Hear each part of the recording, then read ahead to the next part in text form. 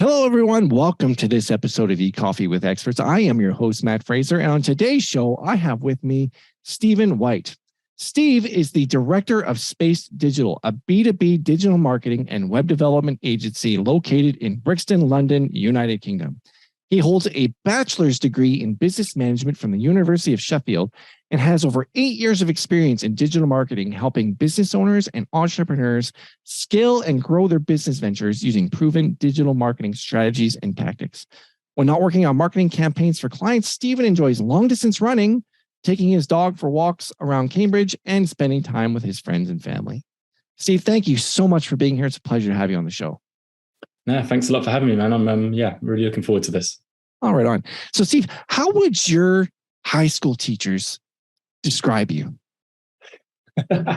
Good question. I think I was very motivated. They would dangle the carrot in front of me. I used to play a lot on the sports teams. So if I would misbehave in class, they would be like, look, you won't be able to play football if you're misbehaving. So I was a bit mischievous, but they would keep me in shape by saying I couldn't play sport if I didn't behave. So yeah, I think mischievous would be the answer for that.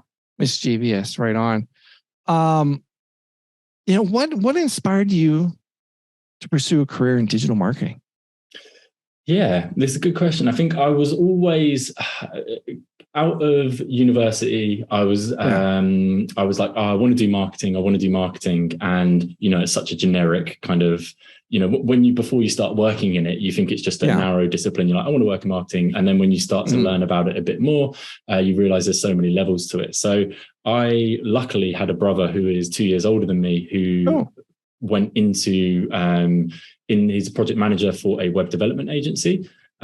So when I was looking for a job and I was saying, I want to work in marketing, I want to work in digital marketing, I want to do something similar to you, he was like, well, hold on, like my skill set is good around project management and it suits that role. But would you rather go into like PPC, SEO, PR, different kind of channels like this? So we kind of sat down together and worked out for me that we thought SEO would be a good kind of route to go in. So it was that's kind of that side to it. And then my dad runs his own company, which is an aerial photography company. So he flies around the UK taking photographs of various different things. And he had his own website. So me, bright-eyed and bushy-tailed, looking to try out my new SEO knowledge. He luckily let me try out a couple of things on his site. So don't know how I managed to do it back then, but I managed to get a couple of blog posts ranking on his website. And then I went to a few agencies and I was like, look, I've done this on the website for my dad. Can I get an internship? And that's kind of how I first got my foot in the door at agencies. So that's awesome. Hey, so how did you and your brother deduce? Like, what was it that made you realize it was SEO and not PPC? I think because it is.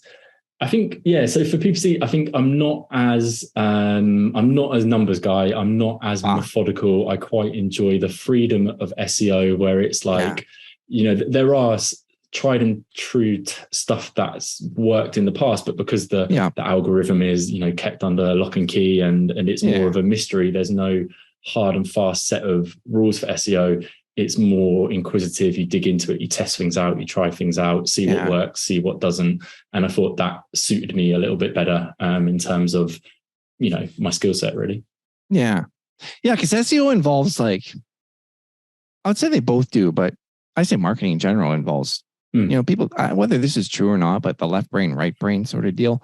Like when I was in school, they talked about how you could go two different directions with web design. You could either go the creative side with like being the one that does the designs and the mock-ups and the Photoshops. And I thought, that's not me. Even though I like making graphics, but I don't want to learn how to do that. That's not me. Yeah. To the person who does, to either be a coder where you're learning all the code and learning the HTML. And I thought, well, that's a little more me. But then there was the marketing side of things. I'm like, I like to make stuff work. Like I like to solve problems and find solutions to those problems and constantly be learning about those things. And like, it's like putting a puzzle together. So is that sort of, like even with SEO, it's like trying to, put this puzzle together.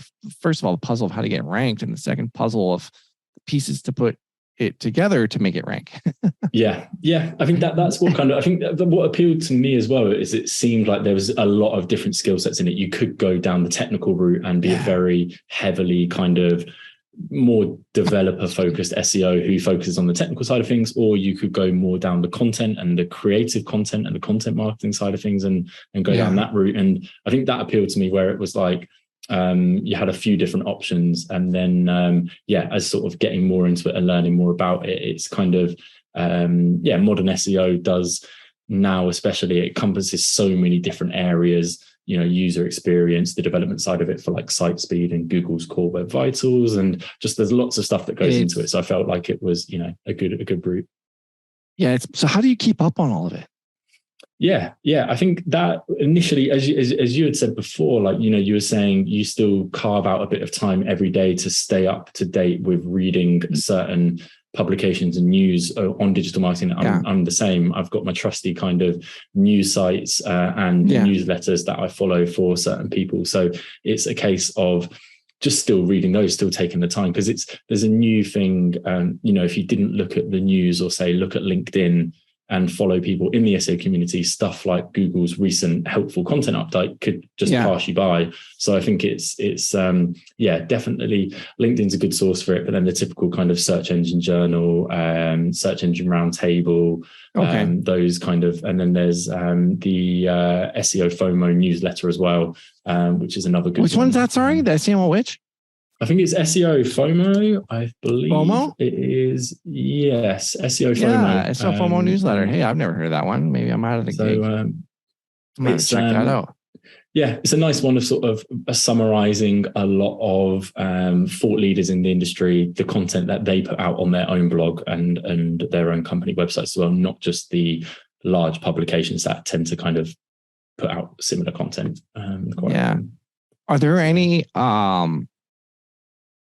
Are there any secret Facebook groups or Slack communities that for SEO that you know of that you would care to share?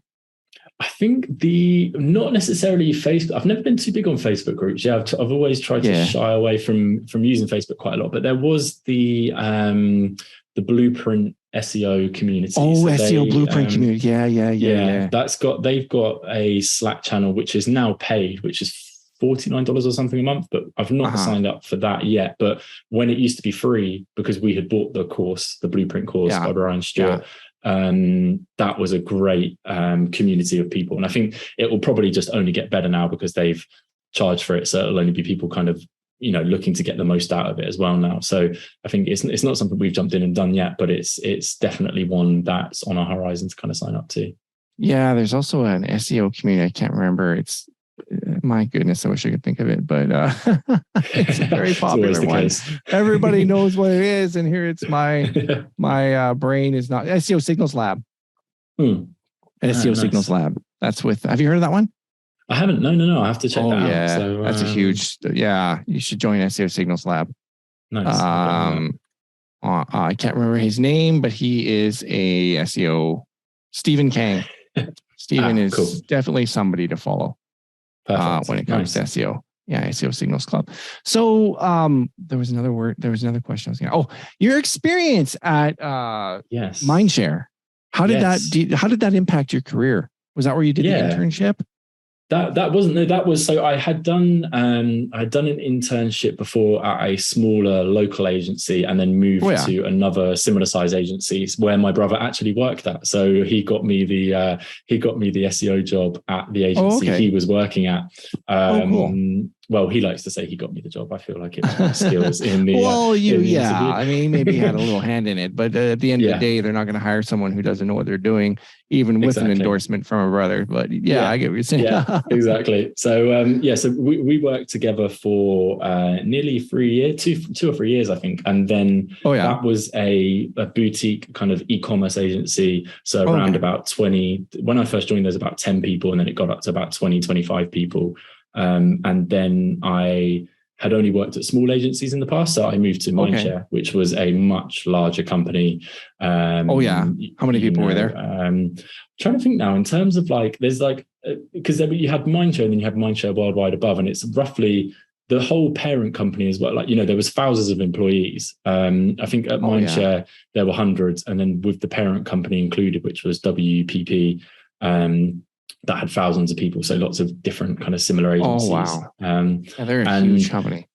Yeah. And that was kind of my first experience of working at a large agency like that on much larger clients, for example. Wow. So I think it was good to get that kind of experience, having worked at a smaller agency and then working at the larger agency. What did you find the difference between the two?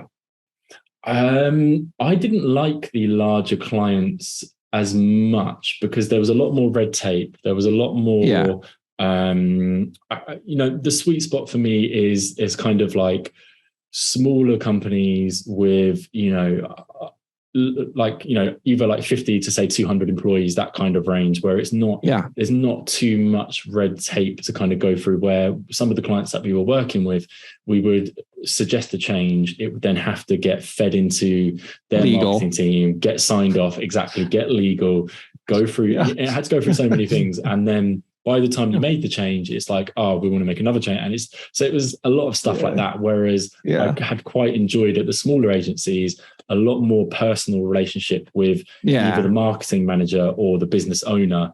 And then it's more kind of like working together with them. They're really motivated for the growth. They're very heavily invested in the company because they're either a founder or part of the founding team. And it could work like that. So I think that was the major difference for me. And I think that's where, like, even if we had the opportunity to push towards, say, working with the Nikes and kind of like added, like, large clients, I would still prefer to work with smaller businesses where we have that personal relationship and really just help people kind of grow their company from a certain size up to the next level, really.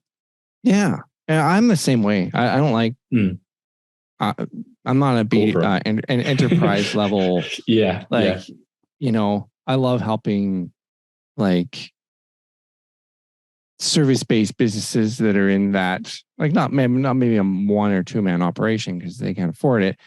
That's where you like steer them towards training, and you're gonna have to go. You're gonna have to do a self-guided thing. Either that or give me equity in your company and I'll do it. But but otherwise, like smaller companies, small to medium-sized businesses that are exactly what you described. And it's interesting how each and every one of us has to like carve out a niche for what we're going to do. Like I would say doing marketing, like I was in the car industry for 7 years and doing marketing for car dealerships is completely different. Yes. Yeah. Than doing marketing for a plumber. 100%. And even that's the point I'm trying to make. It's like, not only do we need to choose a skill set that we want to get good at, but then also an agency.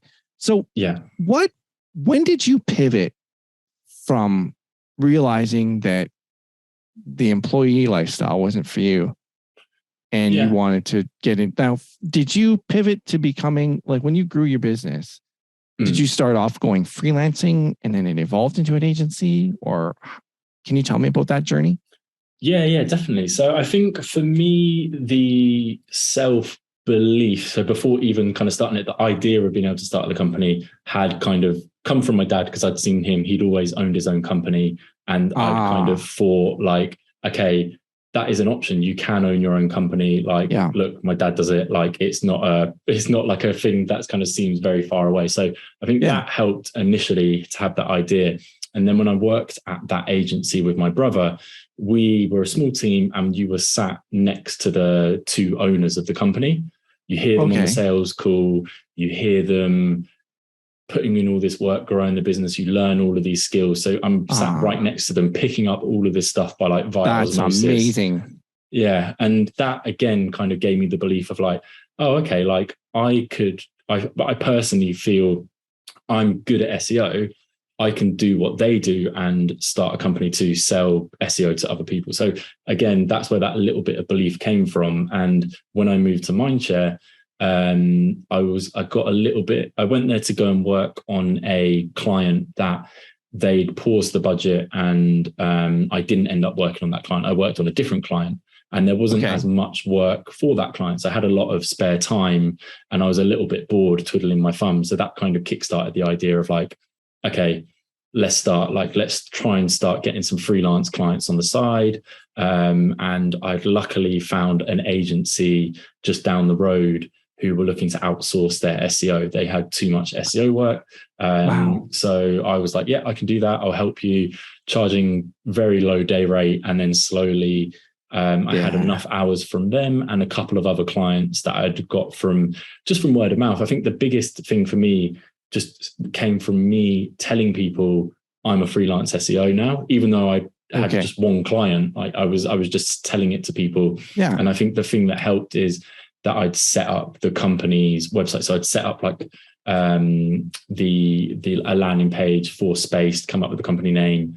And that again, I think made it seem a little bit more real, which helped us get a couple more clients because they were like, oh, look, he has an actual landing page, he has this. And so I think that is, so went from having enough clients to move from my full-time job and get paid more doing the freelance stuff. And then slowly kind of built that up, got one employee, got two employees, and then just slowly built it up from there. So that was kind of the transition. But that's a pretty amazing story though. So for instance, cheers, thanks. In regards to hiring the employee, like at what point? So number one, there's so many skills that are involved in running an agency. Yeah. It's amazing that you got to sit beside someone who you literally saw them doing the sales. Yeah. And I know it's one thing to be a practitioner of SEO or Google Ads or whatever. It's completely another thing to switch into the business side of things. And many people can't do it. They don't have either the aptitude or the skill sets or the acumen or the knowledge or whatever the case may be. Yeah. So in some ways, I guess you indirectly had a mentor, which I've heard is very important, having a mentor. But how did you progress to replicate yourself? Yeah. Is my first question. So for instance, that first employee you hired, like how were you able, number one, how did you, at what point when you grew that from you to knowing you needed an employee, when did you know that you needed to hire an employee? Would be my first question. Yeah, I think it was a tricky one. I almost didn't, I didn't realize I could almost, it's a weird thing. I thought I was doing all this work myself and it kind of like, and I knew I wanted to grow the company and get more people in, but I was kind of doing this work myself, but it felt weird to, let's say I'm at 100% of my capacity. It felt weird to bring someone in to then do say 75% of that. And then I now only have 25% to do, and I have all this free time. And I'm like, hold on, shouldn't I be doing stuff? So I kept kind of like, I left it too late. I think I would have hired someone, if I could go back and do it again, I would have hired someone way earlier on and realized that free 75% that I would have got by say hiring someone and giving them the work would have helped immensely. Yeah, like it would have helped immensely. But in my head, I was, I suppose I was nervous, and I suppose I was, I'm familiar with SEO work. I can do that every day. I can do that inside out. I can do it with my eyes closed. But then the sales and the agency side, it's brand new to me. So I was kind of a bit nervous to make that jump as well. Sure. I suppose that played a part of it as well, I suppose. So that's great. So basically you realized that you needed to hire somebody else and that you were at scale and you brought them in to do more work. What did you do? So for instance, here's I'm not sure if you've heard of Michael Gerber's book, The Myth Revisited, but he talks about how you should. Yeah. Did you take that approach? Well, I didn't for a bit. And then I had one of our clients who actually turned into a mentor. He owns a dental practice in Liverpool, and they scaled it from a small practice up to like a multi-million-pound practice, massive dental practice in Liverpool. Wow. And I helped him a bit with his SEO. And because he's had all this experience with running a business, he reintroduced me to that book. So I'd read that book, ages ago, before it was any use to me, kind of almost too prematurely. And then he was like, look, read it again. And so I read it again. And then that was, the kicking, like the point of like, you're going to crash, or it's just not going to, you're not going to be able to scale. It's going to not work if you don't do this. Don't find someone to process, put everything into processes, batch it up, give it to the person, get them to do it. Exactly. Come Yeah. back. So Yeah. It's amazing how we have the tools now to be able to do things like that, like project management platforms like ClickUp or Asana or Teamwork or Rike or I can't even remember them all. You get what I'm saying.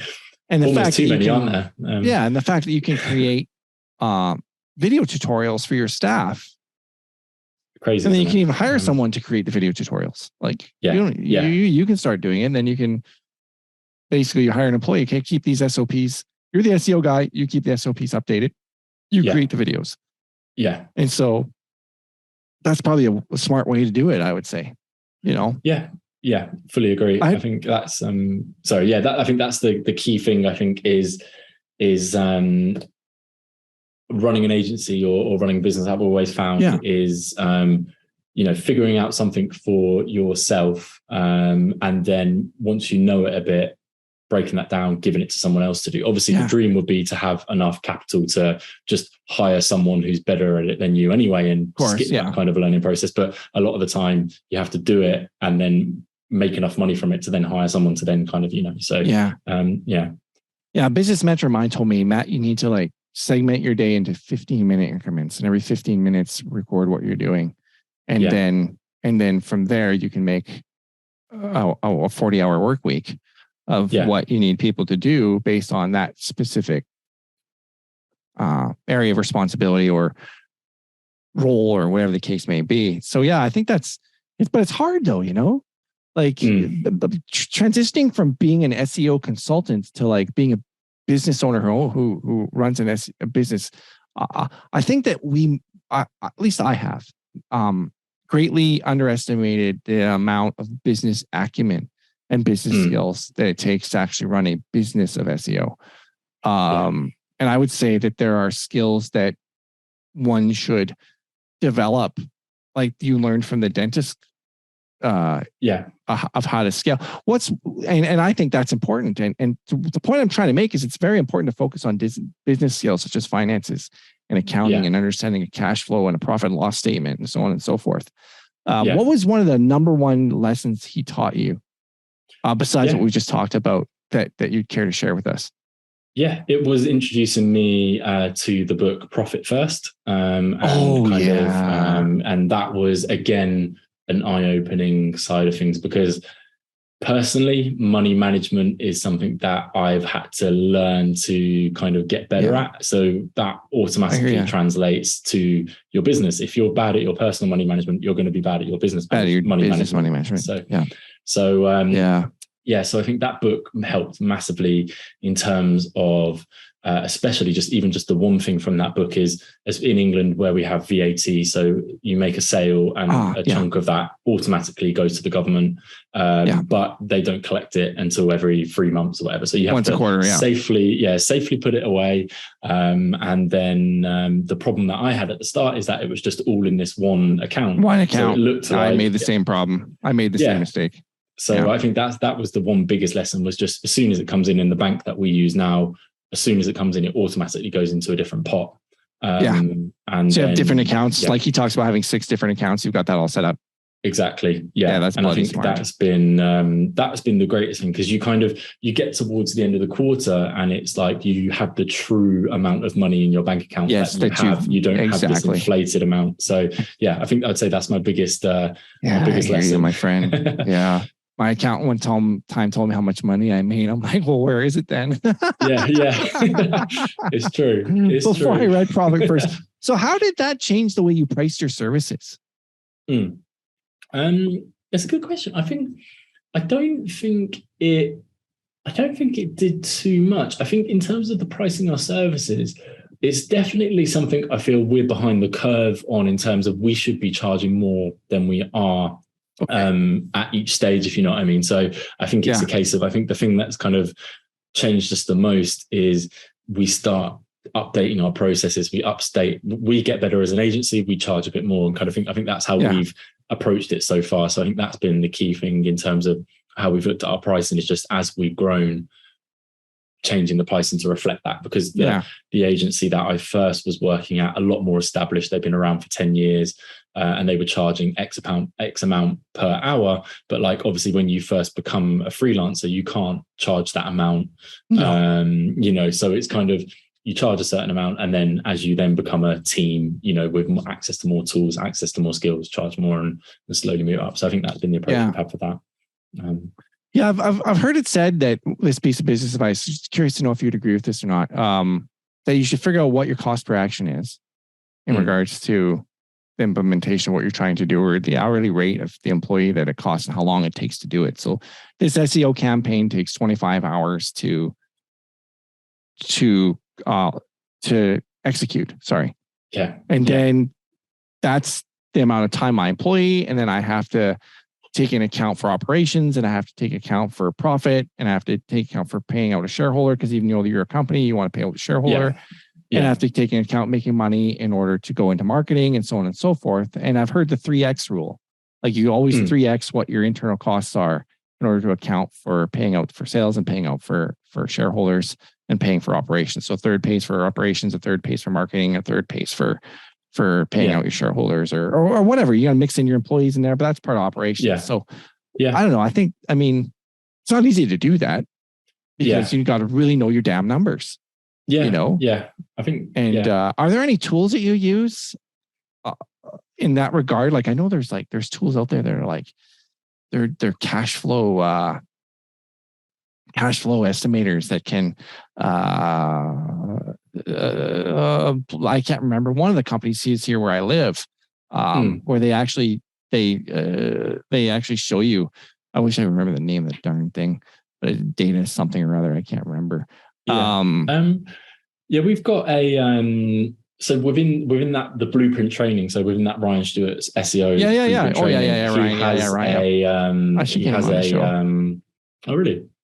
I should get him on the show. Sorry. Yeah, no, definitely. I was going to say, that would be good. Yeah, that would be really good. And within his toolbox, within that, there is a forecasting tool to kind of put in, not only for employee productivity and capacity, but also for operating costs of the agency, and then the current client retainers that you've got, and working out like that. So I've just used that, and then also just kept an eye really on that profitability, and just and kind of how much we are making, and just keeping a close eye on that as well, each month and each quarter. So there's a cool tool I'd like to share with you.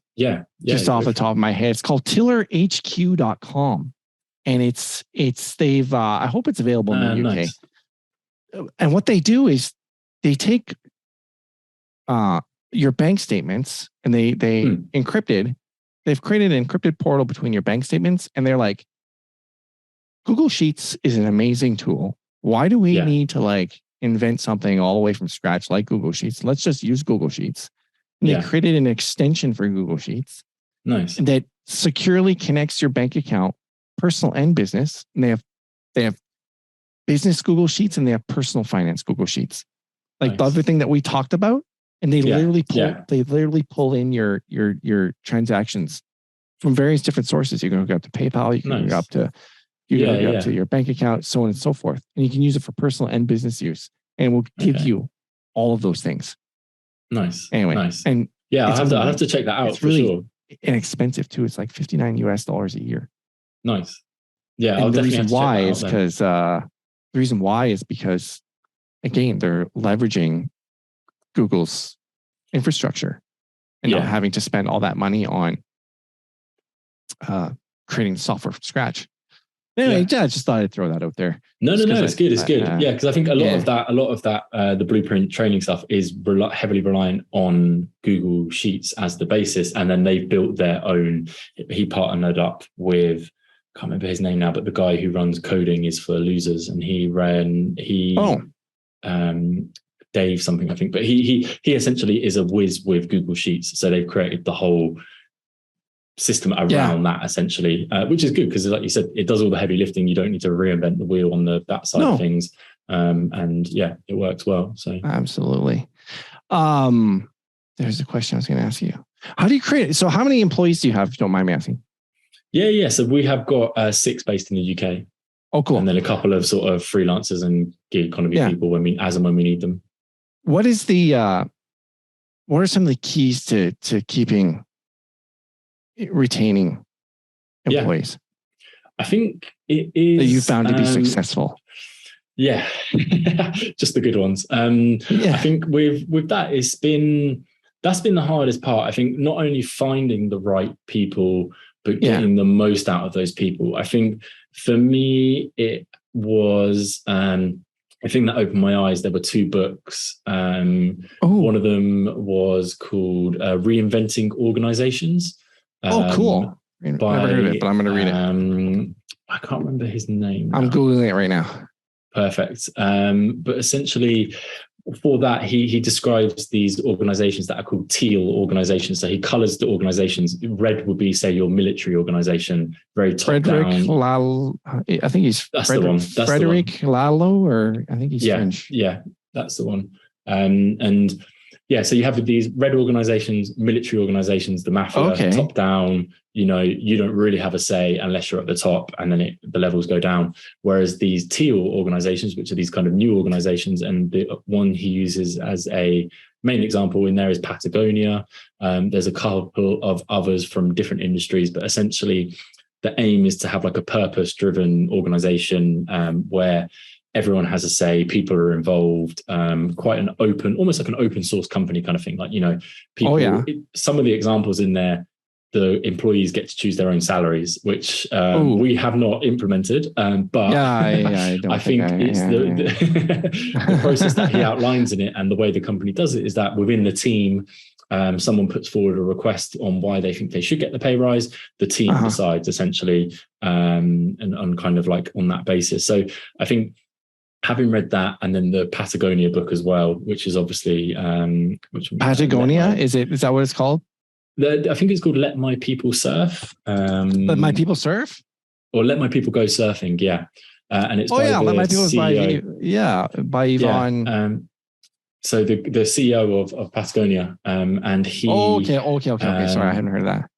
No, but it's a good another good book, and I think with that again, I think just trying to create a company that isn't your stereotypical old school company of we don't trust you to do the work, employees do the bare minimum and then they clock off, and that kind of vibe. It's like trying to create an environment that is trusting, a modern company, which is you see a lot of agencies do now, where it's like you can work from anywhere, flexible with holiday, flexible with time off and when working schedule and stuff. So I think that's been from a company point of view the key part. And then I think from myself is because we are a small team, I think me being very hands-on with the management and the involvement in helping those people progress, I think that's been a key part. I think the first employee that I hired them, very stereotypical mistake in the EMIF, kind of hire that person, they come in, they're going to fix all my problems, they're going to do it. It doesn't happen. They need to be managed, they need to be helped, mentored. They need to be supported, they need to be mentored. And that is really, I think, something that I've tried to work with them on, and really just help them feel supported. I think that's the key thing. The people who have left, I think, over the last couple of years, who didn't say stay for a year. I think some of them I didn't support correctly, and some of them moved on to a new place for a new challenge. But again, it's my fault for not figuring out what they wanted, and working with them to try and get them to that. So I think the key thing is just being I know it's the work environment, but it's being there for them. It's being open, it's listening, it's being caring, it's being a coach, it's being a friend, it's being that whatever they need to help them. I think in a healthy way. I think the healthy way, and what he says in that Reinventing Organizations, is that the old school method was, you go to work, you put this mask on, you pretend everything's okay, even if you're having a divorce at home, for example.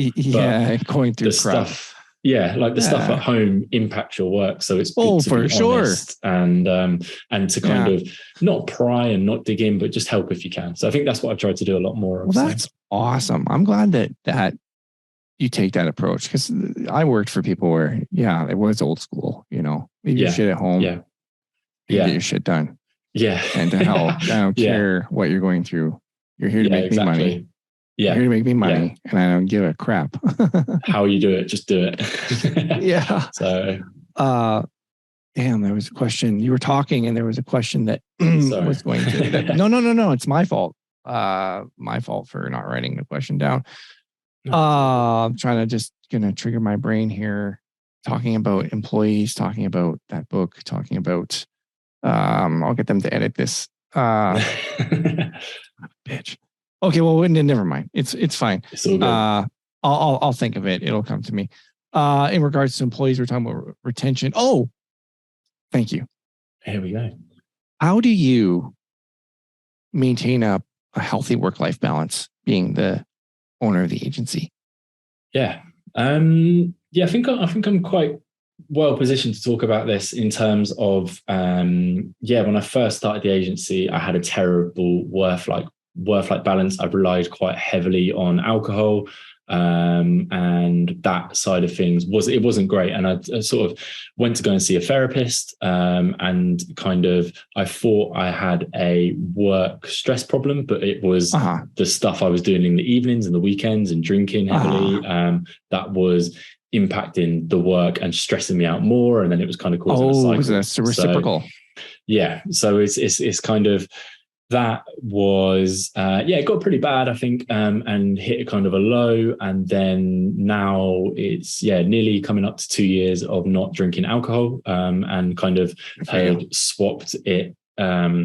So I think for me, maintaining that work-life balance was just really, even now I pick up some habits in terms of like, I might eat, now I'm not drinking, I might eat some more junk food, or I might indulge in certain things. And it's just, I think, being more aware of, just being more aware of what is happening in my life. If there's stuff going on in my personal life, then it's going to impact my work. Like if work is stressful, maybe not do too many weekend plans. So I think just being a bit more, therapy's helped massively. Like I think going to therapy's helped a lot, and it's just helped me step back and kind of put a bit of a barrier between the stuff that's going on and what's happening. So it's still a constant work-life balance thing. But I think for me, it's just finding that issue and then taking it out, really. So I find that like I have working hours. And during my working hours, I do my work, but after working hours, that's it. Like if I want to keep working, I'm going to be divorced. I'm married, so I'm going to be divorced. Like my wife, she's not high maintenance. She she understands I got to work, and we have dinner together, and then we spend an hour and a half together in the evenings, and that's fine. And I find that I have to like I'll put my phone away. I don't need my phone. Best thing is I'll turn the sucker off and put it in the freezer, or you know what I mean, somewhere where I can't get it, because I don't need to be addicted to my phone. And certainly, I mean, some people go so far as to create they have two phones, like business and one for personal, to keep their lives that separate. I can't afford to do that personally. I'm paying, I don't know if you know this, in Canada, we pay astronomical. Same in the UK. Yeah, it's crazy for wireless. We pay astronomical prices. But anyway, and thank you for just to jump in about. Go. I was just going to jump in and say, that's a good point about the working hours. And I think that's where, since getting a dog, it's sort of like I'll walk him for an hour in the morning, I'll walk him for an hour in the evening. And it's like, that will be my start of the day. I'll walk him, I'll do my work day, then I'll finish the day. And with that as well, it's not where I sort of live. It's like a nice kind of foresty area outside of London. And it's, again, same thing. I'll leave my phone in the car when I go to walk him, and then it's nice just to switch off for the day kind of thing. So sorry, just I jump in when you jog my memory. I'm so glad you shared. We have a family dog, and she's older, and she's a grandma dog. She's like 84 in dog years, so she doesn't walk very much anymore. But I always enjoyed going for walks with her. But one thing and I don't want to like impress upon you something that maybe may make you change your routine, but when we work from home, I love learning. I'm just I'm so passionate about learning. I love learning. That's one of the things I love about digital marketing. Is always something to learn, and business is always something to learn. These books you've shared, they're going to go on my reading list. But I found that like, some people, like I got a guy, he's going on a job and it's an hour. It's going to be an hour and a half commute one way for him. Yeah. For this job he's going on. It's a